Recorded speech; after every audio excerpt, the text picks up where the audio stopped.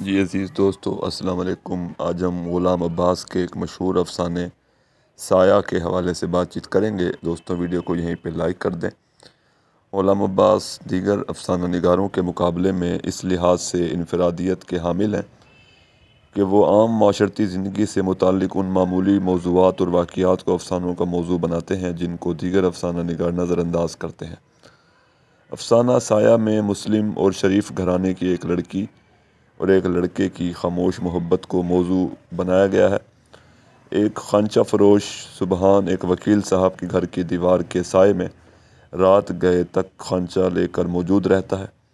وہ ایک خاموش محبت سے واقف ہے کہ وکیل کی بڑی بیٹی اور ایک لڑکے ریاض کے درمیان کوئی تعلق ہے۔ ریاض خانچہ فروش سبحان کے پاس اکثر موجود ہوتا ہے اور وکیل کے بیٹوں شمشاد اور مختار کا بھی وہ دوست ہے۔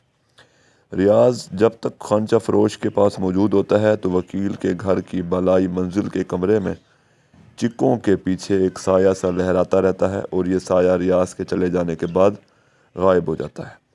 خانچہ فروش سبحان وکیل کے گھر والوں سے بھی واقف ہے۔ وہ بالائی کمرے کے مکین کی خوشی، غمی اور اداسی کو بھی بھانپ لیتا ہے۔ وہ گھر کے اہل خانہ اور گھر کی آرائش تک سے واقف ہے۔ یہ باتیں اسے کیسے معلوم ہوئیں؟ غلام عباس اس بارے میں لکھتے ہیں، یہ باتیں اسے کچھ تو بچوں کے بھول پن، کچھ نوکروں کی بے احتیاطی سے اور کچھ خود اپنی ٹوہ لگانے کی عادت سے معلوم ہو گئی تھی، لیکن انہیں معلوم کرنے میں کسی بری نیت کا دخل نہیں تھا، بس اسے انسانی ہمدردی کہہ لیجئے یا دل بہلاوے کی ایک صورت۔ افسانے کا بیانیہ انداز، سادہ اور دلکش اسلوب قاری کو بے حد متاثر کرتا ہے۔ افسانے کی منظر نگاری اور جزیات نگاری قابل داد ہے۔ جزیات نگاری صنعت تکرار لفظی کا استعمال موسیقیت کا باعث بنتا ہے۔ تحریر میں روانی، سلاست اور صوتی آہنگ بھی موجود ہے۔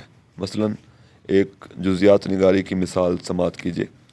دن بھر جیسے جیسے سائے گھٹتے بڑھتے اور زاویے بدلتے رہتے، سبحان کی دکان بھی جگہیں بدلتی رہتی۔ صبح کو سورج نکلنے سے پہلے ہی وہ اپنا ٹھیلا وکیل صاحب کے مکان کے سامنے اس کنارے پر لا کھڑا کرتا۔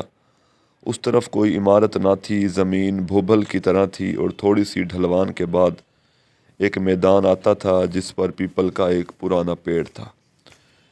غلام عباس کی ایک خوبصورت تشبیہ کی مثال دیکھیے کہ اس نے کس طرح خوبصورت تشبیہ کا استعمال کیا۔ جب سورج عین سر پر آ جاتا اور سایہ مختصر ہوتے ہوتے ایک لکیر سی بن کے رہ جاتا۔ سبحان کے گاہکوں میں وکیل کا گھرانہ، وکیل کے موکل، راہگیر، کھیتوں کو آتے جاتے کسان، ریوڑیاں، چنے، سوڈا، لیمن خریدتے۔ سبحان کچھ عرصہ فوج میں بھی ملازم رہا۔ سبحان اور وکیل ایک جگہ رہنے کے باوجود ایک دوسرے کے بارے میں جاننے کی کوشش نہیں کرتے۔ وکیل صاحب کے دم سے سبحان کا کام چلتا ہے، مگر وکیل صاحب نے کبھی سبحان کی شخصیت کے بارے میں جاننے کی کوشش نہیں کی کہ یہ کون ہے، کہاں سے آیا ہے۔ سبحان وکیل صاحب کے اہل خانہ کے بارے میں خیر اور بھلائی کا جذبہ رکھتا ہے۔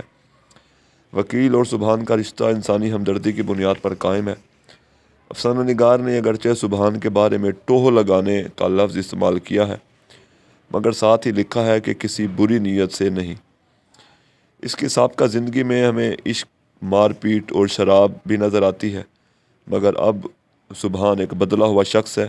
وکیل صاحب نے گھر والوں اور نوکروں کو تاکید کی تھی کہ وہ سبحان سے ہی خریداری کیا کریں۔ غلام عباس نے سبحان کا جو حلیہ بیان کیا ہے وہ ذرا سماعت کیجیے۔ یوں بھی وہ ہنس مکھ اور طبیعت کا نیک تھا، لگائی بجھائی کی عادت نہ تھی اس لیے سب سے خوب بنتی تھی۔ ٹھیلا لگانے کے ساتھ اس نے داڑھی رکھ لی تھی۔ تنکوں کی بنی ہوئی مخروطی وضع کی ایک ہلکی پھلکی ٹوپی ہر وقت سر پر رہا کرتی۔ چار خانہ تہمد گاڑھے کا کرتا، اس پر خاکی زین کا کوٹ، اپنی وضع سے وہ خاصا دیندار معلوم ہوتا تھا، حالانکہ صوم و صلات سے اسے کوئی واسطہ نہ تھا۔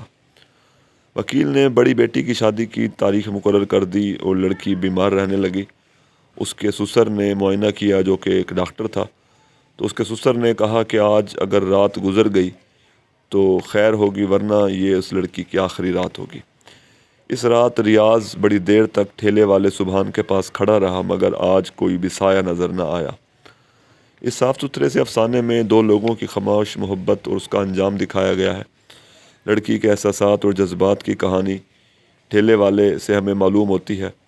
ٹھیلے والا، خانچے والا سب جاننے کے باوجود بے بسی کی علامت کے طور پر سامنے آتا ہے کہ وہ خود کچھ نہیں کر سکتا۔ اس کے علاوہ سبحان کے علاوہ سارے کردار سبحان کے علاوہ افسانے کے سارے کردار ضمنی ہیں، کیونکہ سبحان کا کردار افسانے کے دیگر کرداروں پر پوری طرح چھایا ہوا ہے اور پوری کہانی اسی کے گرد گھومتی ہوئی ہمیں نظر آتی ہے۔ شکریہ۔